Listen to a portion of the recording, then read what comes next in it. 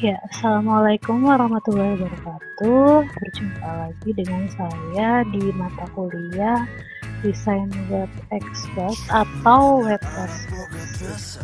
Nah, untuk mata kuliah desain, mudah-mudahan kalian dalam kondisi yang selalu sehat walafiat ya, dan kita bisa suatu hari ketemu di kuliah yang bertatap muka, karena kita semua berharap semoga musibah ini atau pandemi ini segera berakhir ya. Nah, tapi jangan patah semangat, jadi kalian tetap harus berusaha semaksimal mungkin untuk mengikuti perkuliahan ini sebaik mungkin ya.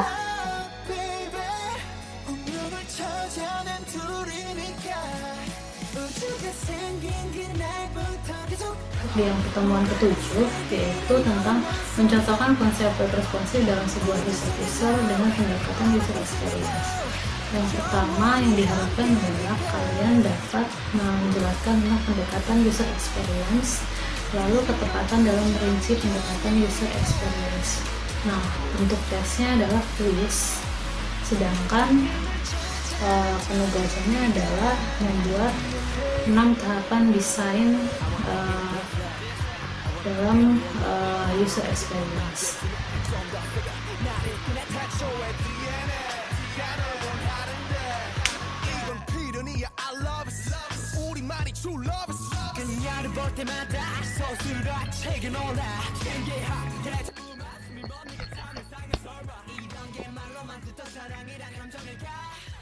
Oke, assalamualaikum warahmatullahi wabarakatuh. Lanjut di sesi yang keempat, yaitu masih tentang pendekatan user experience part 2 atau part 2. Nah, di sini ini lebih dalam ke design approach atau pendekatannya. Nah, di sini ada HCD, design thinking, dan agile design. Nah, yang pertama adalah human center design atau desain yang berpusat pada manusia. Bagaimana kita memahami manusia atau user yang ingin kita jadikan sebagai target pasar dari web yang akan kita buat. Nah, kemudian di sini human center design ini dia memiliki ISO ya, ISO atau pendekatan untuk perancangan dan mengembangkan sistem yang bertujuan untuk membuat sistem lebih interaktif dan bermanfaat, yang berfokus pada penggunaan sistem dan menerapkan faktor manusia pada kegunaan pengetahuan dan teknisnya. Nah, lalu untuk ini juga dia punya IDEO, atau di sini adalah pendekatan kreatif untuk memecahkan masalah yang membuat orang-orang yang Anda butuhkan untuk melayani di pusat prosesnya tersebut. Nah, di sini dalam HCD ini ada beberapa tahapan ya. Dia ada yang sebagai listener, empathize, think, fails, optimist, maker, experimenter, learner, iterate, dan look for inspiration. Nah, jika mindset ini fokus, maka orang-orang yang di sini ini dia akan sesuai dengan pertanyaan yang diajukan dan tujuan pun akan tercapai. Nah, proses HCD-nya ini di sini ada 3, yaitu inspirasi, ideation, dan implementasi. Nah, pada tahap inspirasi ini, Anda akan belajar bagaimana mengerti orang lain, mengobservasi kehidupannya, mengerti harapan mereka, dan tujuan Anda akan menjadi lebih fokus dan cerdas dalam menghadapi tantangan ke depannya. Lalu ideation, ini Anda akan menjadi lebih logis dari semua yang Anda pelajari, mengeneralisasi semua ide atau merealisasikan untuk peluang desain, tes, dan menyaring solusi yang ada. Lalu yang ketiga adalah implementasi. Ini adalah tahapan peluang untuk menemukan bagaimana memasarkan ide tersebut dan memaksimalkannya. Nah, di sini ada tahapannya ya. Nah, penjelasannya ada di bawah. Yang pertama adalah kita merancang proses desain yang berpusat pada user. Terus setelah itu memahami dan menspesifikasi konteks yang digunakan. Nah, Kemudian yang ketiga, menspesifikasikan kebutuhan dari user. Lalu yang keempat, menghasilkan sebuah desain yang memenuhi kebutuhan dari user. Nah, lalu setelah itu kita bisa mengevaluasi desain sesuai dengan kebutuhan. Nah, setelah itu maka akan menghasilkan sebuah desain yang memenuhi konsep dari kebutuhan usernya itu sendiri. Nah, ini grafiknya seperti ini ya. Tuh. Jadi paling banyak itu prosesnya ada di ideation ya, kalau yang HCD, Human Centered Design. Nah, ini referensinya kebanyakan bahasa Inggris sih. Nah, lalu design thinking, yang kedua adalah design thinking. Design thinking ini adalah metode yang menyesuaikan dengan kebutuhan user, tapi dihubungkan dengan teknologi dan bisnis yang bisa dikonversi menjadi bernilai untuk peluang pasar. Nah, design thinking ini tahapannya di sini ada human center, kolaboratif, optimistik, dan eksperimental. Nah, di sini ada design thinking ini tahapannya yang pertama ada empathize, belajar bagaimana orang memberikan layanan.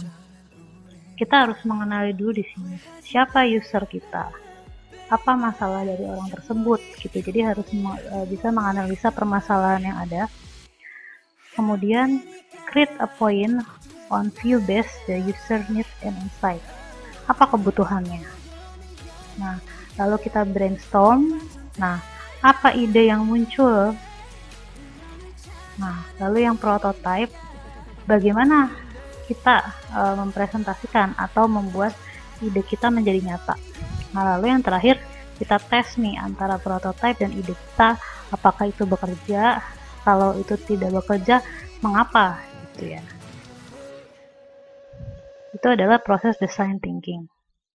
Nah, ini kalau secara gamblang seperti ini digambarkannya. Nah, ini design thinking, referensinya di sini. Nah, kemudian agile development. Agile development ini adalah metodologi yang memecah produksi menjadi bagian kecil dan pada siklus yang lebih pendek berdasarkan kebutuhan, definisi, desain, dan coding. Nah, ini UX in Agile Software Definition ini ada 4 tahapan ya. Ada yang di early stage, ada yang mid stage, ada yang late stage, dan ada yang development. Nah, ini nanti kalian bisa tahu nih web yang kalian rancang ini apakah dia ada di step yang mana. Nah, UX yang ada di early stage ini dia punya 4 pandangan. Yang pertama, heuristic review. Ini masih menganalisis pesaing untuk solusi yang ada. Kemudian contextual inquiry, ini masih mengobservasi terhadap lapangan yang ada. Kemudian workflow dan task analysis, nah ini masih menganalisis dari tugas masing-masing. Dan persona atau user profile, jadi masih mendefinisikan apa sih profil dari pengguna yang dijadikan target. Nah, lalu di bagian mid, UX Agile Stage di bagian mid ini dia masih ciri yang pertama adalah dia masih low fidelity. Nah, jadi masih ada di tahapan mendefinisikan dari informasi arsitektur, kemudian masih mendefinisikan visual dari desainnya, lalu mendefinisikan dari interaktif desainnya. Nah, jika ada di usability evaluasi, maka yang akan jadi ciri di sini adalah ada evaluasi internal, di mana di dalamnya melibatkan stakeholder dan expert pakar ya. Kemudian remote evaluation dengan user dari luar, kemudian remote unmoderated evaluation dengan tool atau dengan alat, kemudian lab evaluation dengan formal evaluation, site visit evaluation. Nah, jadi site visit ini visitornya, dari yang mengunjungi dari si website tersebut. Nah, pada di tahapan development atau pengembangan, nah di sini educate developers ini adalah praktek yang paling baik untuk menjaga atau memaintain UX yang baik. Nah, di sini di dalamnya ada UX guideline dan design element. Kemudian ini juga assist test engineer system team in UX testing and testing automation. Jadi membantu juga para test engineers dan system team. Nah, kemudian yang terakhir attend developer planning, backlog grooming, interaction demo whenever critical UX related work is involved. Nah, berarti di sini adalah selalu mengembangkan ide yang ada, kemudian selalu menguji coba ulang dari web yang dibuat. Nah, ini untuk referensinya. Nah, kemudian Google Design Sprint. Ini ada contoh-contoh Google Design Sprint.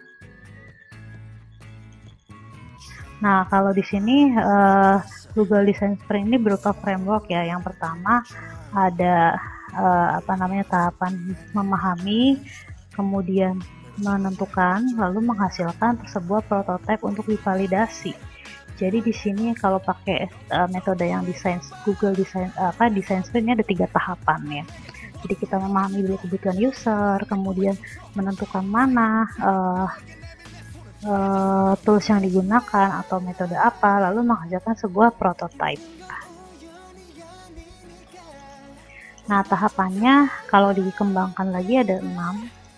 Yang pertama ada understand, apa yang user butuhkan, kemudian apa strategi dan fokusnya, kemudian bagaimana mengeksplor ide, lalu menghasilkan sebuah prototipe serta memvalidasi tesnya.